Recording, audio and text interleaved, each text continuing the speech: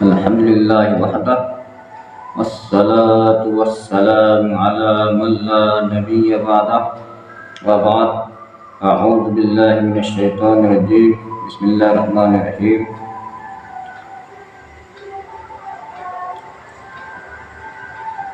وَيُقِيمُ الصَّلَاةَ وَيُؤْتُوا الزَّكَاةَ. محترم سامعین کرام اور میرے عزیز دوستو، آج میں جس عنوان پر بولنے جا رہا ہوں وہ ہے مسلمانوں کے خون و مال کی حرمت۔ محترم سامعین کرام، اس سلسلے میں عبداللہ بن عمر رضی اللہ عنہما کی حدیث مروی ہے۔ عن ابن عمر رضی اللہ عنہما ان رسول اللہ صلی اللہ علیہ وسلم قال امرت ان اقاتل الناس حتى يشهدوا ان لا الہ الا اللہ ويقيموا الصلاة ويؤتوا الزکاة فإذا فعلوا ذلك عصموني دماءهم وأموالهم إلا بحق الإسلام وحسابهم على الله تعالى۔ رواہ البخاری و مسلم۔ یہ حدیث بخاری اور مسلم شریف میں موجود ہے۔ عبداللہ بن عمر رضی اللہ عنہما روایت کرتے ہیں کہ مسلمانوں کے خون اور مال کی حفاظت کرنا ایک دوسرے مسلمان پر فرض واجب ہے۔ آج اس دور میں ایک بھائی کا خون کو دوسرے بھائی حلال سمجھتے ہیں یا نہیں، لیکن دیکھا جاتا ہے کہ ان کے خون کے پیاسے ہوتے ہیں، ان سے بغض و حسد کرتے ہیں، ان سے محبت و انسیت نہیں رکھتے ہیں۔ بھائی کے ساتھ، پڑوس کے ساتھ، ایک دوسرے مسلمان بھائی کے ساتھ وہ جو ہے ہمدردی اور جو ہے اخوت و بھائی چارگی نہیں رکھتے ہیں۔ حالانکہ اللہ رسول صلی اللہ علیہ وسلم نے فرمایا کہ انما المؤمنون اخوہ، یہ اللہ تعالیٰ نے فرمایا انما المؤمنون اخوہ، کہ مسلمان مومن ایک دوسرے کے بھائی ہوا کرتے ہیں۔ اللہ کے رسول صلی اللہ علیہ وسلم نے فرمایا ارے مسلمان تو وہ ہے جس کے ہاتھ سے، جس کی زبان سے دوسرے مسلمان محفوظ رہے۔ آج مسلمان اپنے مڑوس سے، اپنے گاؤں والوں سے یا دوسرے سے اگر کسی طرح سے جھگڑا ہو گیا تو پھر وہ اس کا خون کا پیاسا بن جاتا ہے، اس کی حرمت کو پامال کرتا ہے۔ حدیث رسول اس کو یاد نہیں ہے۔ اگر یہ حدیث آپ تک پیش کرتے ہیں، ہو سکتا ہے وہ بندہ قبول کر لے، مان لے اور اس حدیث پر عمل کر لے تو انشاءاللہ اس کی زندگی سنور جائے گی، وہ جنت میں مستحق ہو جائیں گے۔ اللہ رب العالمین اس کو گناہ قبول کر سکتے ہیں، اس کے گناہ کو معاف کر سکتے ہیں۔ لہٰذا میں آپ حضرات کے سامنے عبداللہ بن عمر رضی اللہ عنہما کی حدیث پیش کرنے جا رہا ہے۔ وہ کہتے ہیں کہ رسول اللہ صلی اللہ علیہ وسلم نے فرمایا امرت ان اقاتل الناس حتی یشہدوا ان لا الہ الا اللہ، کہ مجھے اللہ کے رسول کہتے ہیں کہ مجھے حکم دیا گیا کہ میں لوگوں سے اس وقت تک جنگ کرتا رہوں جب تک وہ کلمہ توحید لا الہ الا اللہ نہ پڑھ لے، وَيُقِيمُ الصَّلَاةَ، اور اقرار کرنے کے بعد نماز قائم کرے، وَيُؤْتُوا الزَّكَاةَ، اور زکوٰۃ ادا کرے۔ اگر وہ مال صاحب ثروت ہے، اللہ تعالیٰ نے اس کو مال اور دولت سے نوازا ہے تو وہ شکر ادا کرے، اور شکر ادا کرتا ہے اور زکوٰۃ ادا کرتا ہے تو وہ شخص انشاءاللہ اس فکر میں نہیں آئے گا کہ اے بندہ تم نے زکوٰۃ کیوں نہ ادا کیا؟ تم کو ہم نے مال دیا تھا، تم نے دولت دی تھی، تم نے خرچ کہاں کیا، خرچ کیوں نہیں کیا؟ صاحب دولت کو چاہیے کہ وہ جو ہے دوسرے پر، غریبوں پر، مسکین پر، فقیروں پر، آس پڑوس میں جو لوگ غریب ہیں اس پر خرچ کرے۔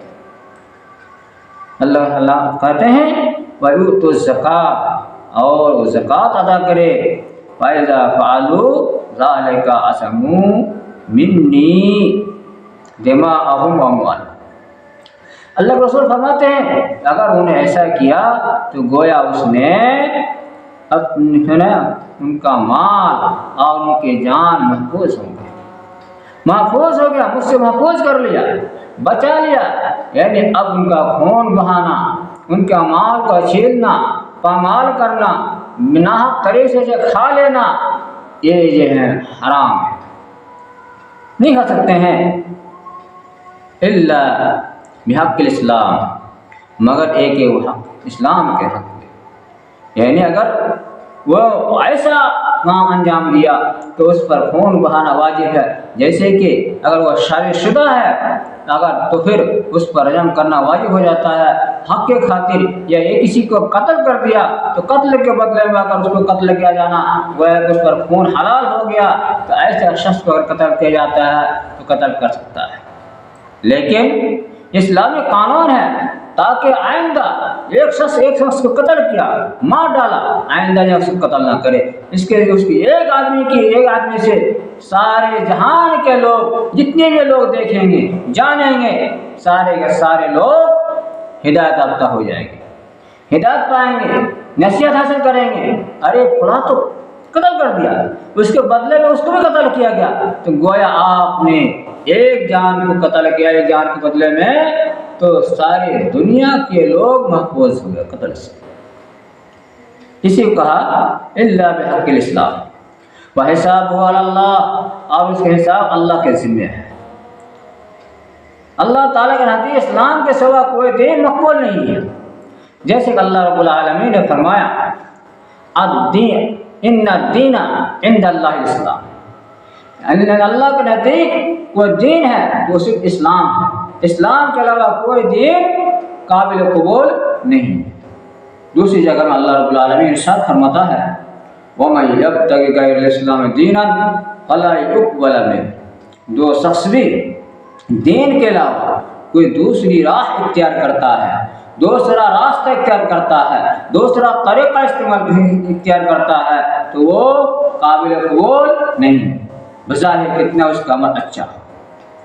اسلام کے دائرے میں رہ کر، اسلام کے دائرے میں رہ کر وہ عمل کرتا ہے، مذہب اسلام قبول کرتا ہے، اور اگر عمل کرتا ہے تو پھر اس کا عمل قابل قبول ہے، اللہ رب العالمین اس کا عمل قبول فرمائے گا۔ جہاد کا اسباب موجود ہو تو جہاد کرنا بھی فرض ہے، لیکن اسباب نہیں ہے، ضرورت نہیں ہے تو پھر ایسا کرنا بھی نہیں چاہیے۔ جو توحید کا زبان اقرار کرے اور اسلام پر عمل کرے اس سے قتال کرنا حرام ہے۔ رسول اللہ صلی اللہ علیہ وسلم کی نبوت اور رسالت کے اقرار کرنا واجب ہے۔ مسلمانوں کا خون اور مال حرام ہے۔ اسلام کے لیے دنیا آخرت میں محافظ ہے۔ جو اسلام کے ارکان میں سے کسی ارکان کا انکار کرے اس کا مال اور خون حلال ہے، اور جو لوگ برا عمل کرتا ہے یا اچھا عمل کرتا ہے تو اس کے حساب اللہ کے ذمہ ہے، چاہے اللہ تعالیٰ اس کو معاف فرما دے یا اللہ تعالیٰ اس کو سزا دے، اس کے ذمہ سے کوئی کسی کا نہیں کر سکتا ہے۔ اور اسی طرح سے ایک مسلمان پر واجب ہے وہ نماز فرض ہے، وہ نماز ادا کرے، نماز ادا کرنا فرض ہے۔ اگر کوئی دینی اہم رکن ہے، دین کا اہم رکن ہے، اگر وہ رکن کو چھوڑتا ہے تو گویا وہ کفر کا اعتراف کرتا ہے۔ اللہ کے رسول صلی اللہ علیہ وسلم نے فرمایا بین العبد و شرک الصلاۃ فمن ترکها متعمدا فقد کفر، جو شخص بھی نماز کے درمیان اور مسلمان کے درمیان، ایک بندہ مسلمان کے درمیان، کفر کے درمیان، شرک کے درمیان فرق یہ ہے کہ نماز الصلاۃ نماز ہے، لیکن اگر کسی نے من ترکھا فقط متعمدن، کسی نے اس کو جان بوجھ کر چھوڑ دیا تو گویا اس نے کفر کا عمل کیا۔